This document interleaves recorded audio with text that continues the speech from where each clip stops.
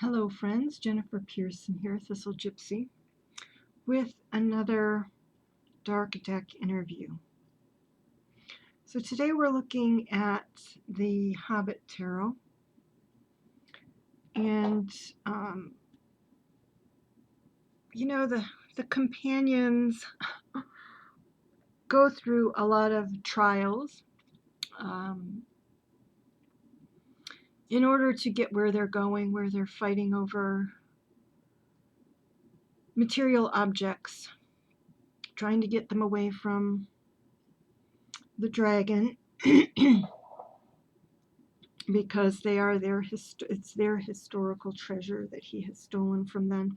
So it's a lot about materialism,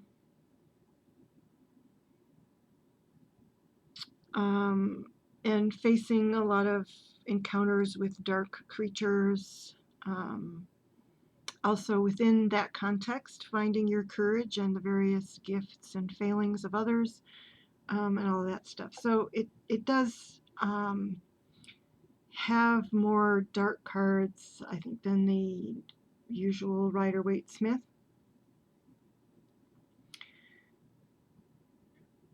So it is getting a dark deck interview to see if I just need to be careful what inquiries I use it with, knowing that, knowing it's bent in the dark direction. But it may not be a dark deck. It's hard to say. So what I'm looking for in this interview is what decks will illuminate aspects of my character or my life that need more psychological examination. So I'm not looking for practical negatives, which some decks have given me. I'm looking for whatever underlies those issues in terms of my psychology, my emotions, my basic assumptions that I never think to question, etc. So, number one, question number one, how are you a dark deck? And I know that when I did my first video kind of introducing this series and this project of finding out which dark decks work for me, that this was actually like on the bottom of the deck. So it was just sitting right there waiting. But I swear to you, I shuffled this deck and still this is what came out. And Gollum, yeah, that is the reason that this is a dark deck. It's about being too focused on the material, right? Gollum used to be a more human than he became. He became more of a miserable creature because of his avarice, because he valued the ring that he found in the river more than he valued his companions and all of the people around him. And so he has become a slave to the ring. And it has totally warped his personality. So that is the dark aspect of this deck, is materialism, putting material concerns before friendship or other community sorts of values. Number two, what dis-ease can you help me with? So what dis-ease in my life? So lack of comfort, lack of ease, lack of,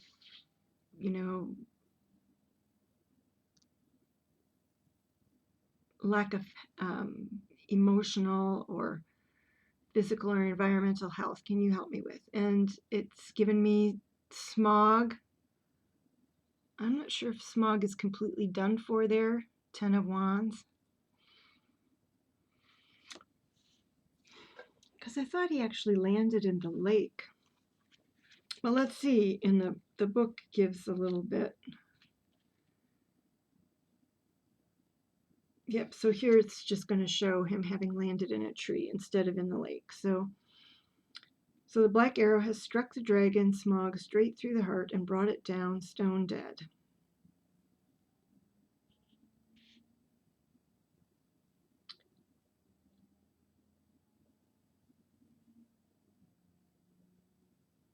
Just looking.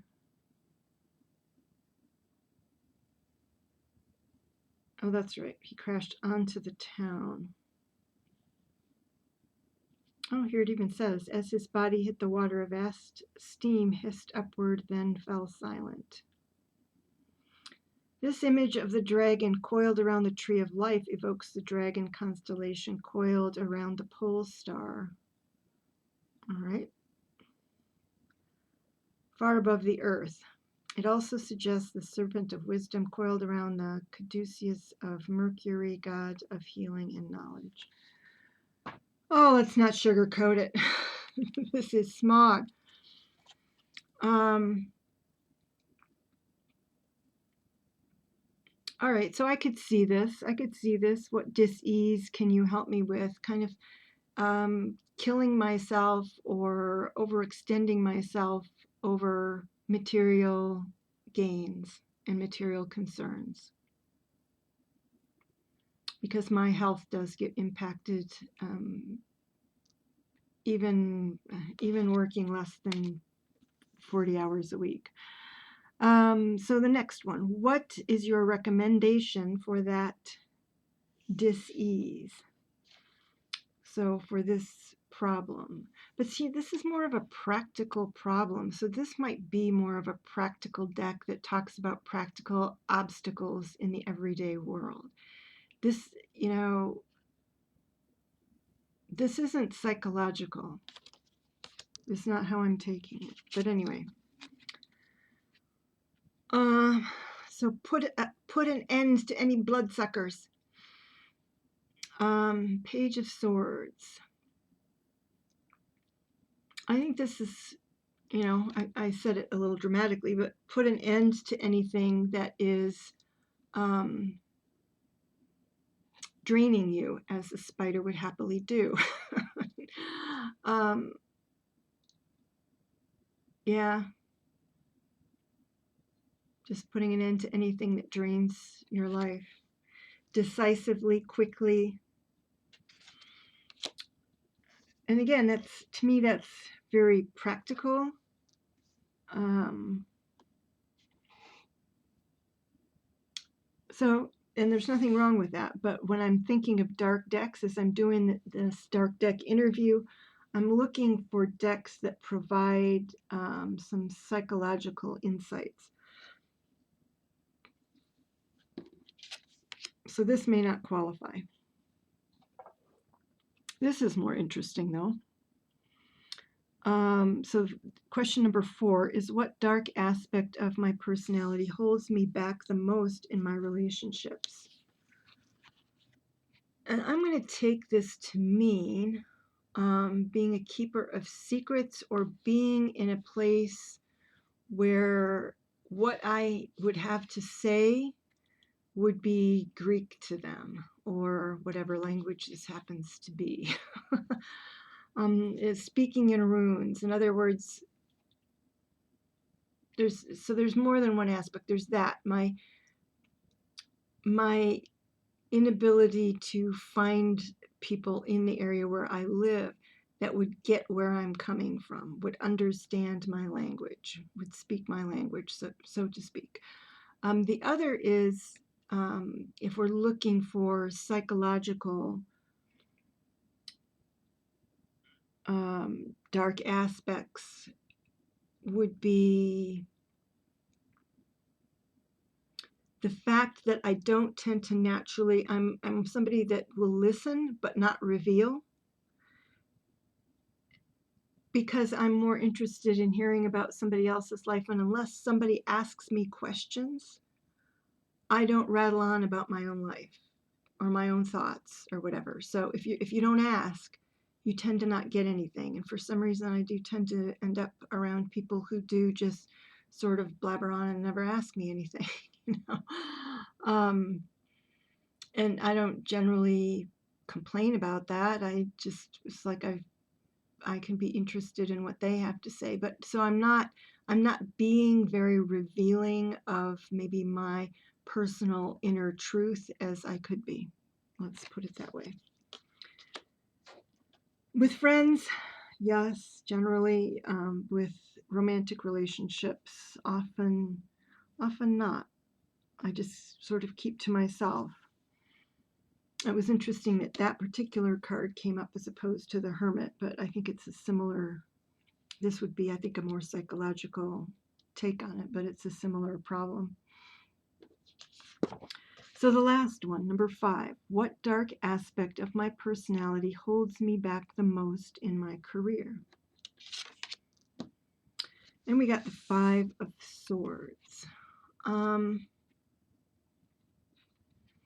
So this is supposed to depict one of the dwarves alerting the others that there are spiders in Mirkwood. There are spiders. Beware of the spiders. Is what's being depicted here. So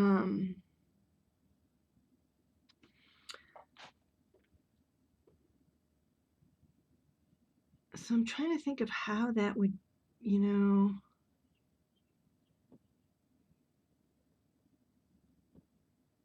be an aspect of my personality that's holding me back in my career. Maybe listening too much to other people's precautions, don't go in, or maybe not listening enough. In this situation, certainly it is critical to run in the opposite direction of the spiders. They all ended up in quite dire straits for not heeding any sort of warning about the spiders.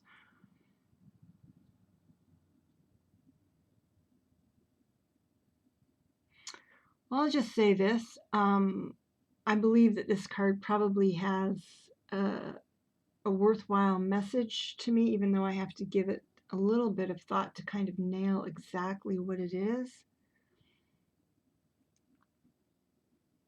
in terms of this communication of dangers.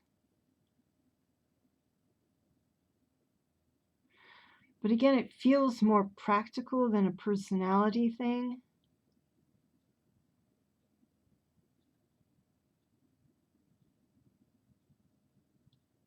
So anyway, there it is. So among these cards coming up, these two strike me as applying to more practical everyday things. This, and actually I think this may too, in terms of what I listen to or take in. This is the only card that it seems to me to be addressing an aspect of my personality, which is what I'm attempting to get at here, my psychology. This is certainly an accurate depiction of the dark aspect of this deck. But overall, I would maybe give it a 5, just like I gave the Rider-Waite-Smith deck. I would maybe give it a 5.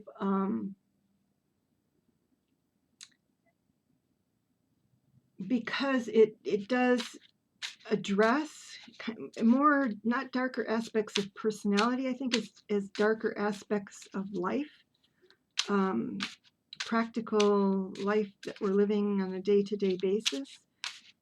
So I actually would not consider this in a psychological way a dark deck, but in a practical way, it would be a good deck to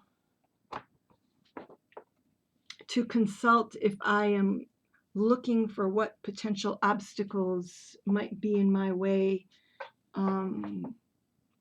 Say if I'm trying to, if I'm planning a trip, or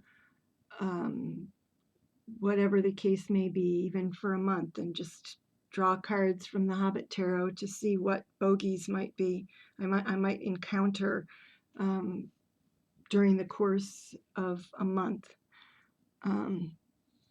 But I would say for the purposes that I'm looking, which is kind of psychological um, mental habits and assumptions and behaviors and things like that. I would say that it just doesn't quite go there. Um, so even giving it a 5 might be a little bit of stretch, but it does have a dark aspect. It's just more practical rather than psychological. All right, that's it for the Hobbit Tarot. I've got several more decks yet to do. So if you find this interesting, keep an eye out. There will be more. Take care. Bye bye.